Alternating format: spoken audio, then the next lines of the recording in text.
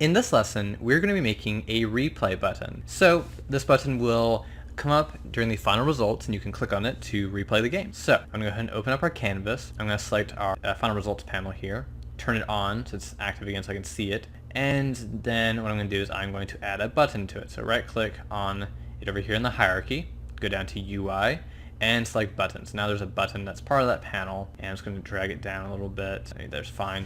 Then I'm going to click on the corner, start dragging, then hold in Alt so it'll scale from the center, and that looks fine, just like that. Okay, let's go ahead and select the text as well, because we don't want this running into that, so I'm going to move it up just a bit, just like that, and also maybe give it a little more room this way, so scale that out. Cool. I'm going to go ahead and also select the little crosshair things and move them to the corners so they'll keep their relative positioning and size within this panel. So just like that, and same thing here for the button. Just going to go move these little corner things over to the corners here. So once I get that done with, then open up the button here, clicking the little arrow, then I'm going to select the text, and then what I'm going to do is I'm going to change what the button says to be play again ?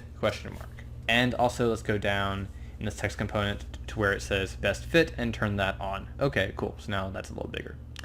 So let's go over to the main camera, and I'm going to open up our trivia game loop.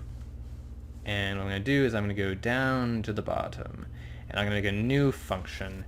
And what this new function is going to do, it's going to be a function we can call from our button, the same way we called functions from our trivia buttons. So we're going to do that method. So this has to be a public function. It's going to be public void. It's not going to return anything.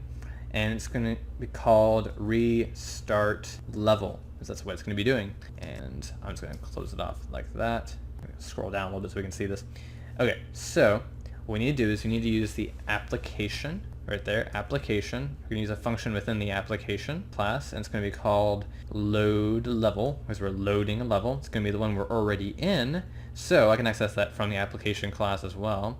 So access application, and then I'm going to access the variable within application called loaded level name. That one right there. Cool.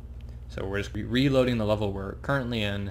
We're just going to reset everything. So that's that. Now let's go ahead and convert that. It always ask me that question, it seems.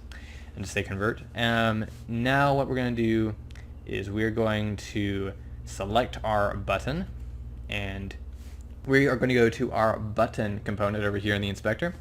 I'm going to press the plus, and then I'm going to drag the main camera into that slot there. I'm going to go click on where it says no function, go to our trivia game loop. I'll drop down there, and we're going to choose the new one we just made, so restart level, just like that. Okay, let's go ahead and let's turn off this final results panel, and let's go ahead and play the game. So playing the game, 212, murder, Venus, California. I'll get one wrong, 16. Okay, 4 out of 5, correct. You are very smart. Cool. Click on that, and we've started over again. So if I just do this, oop, went too fast. Okay, yeah, I did really bad.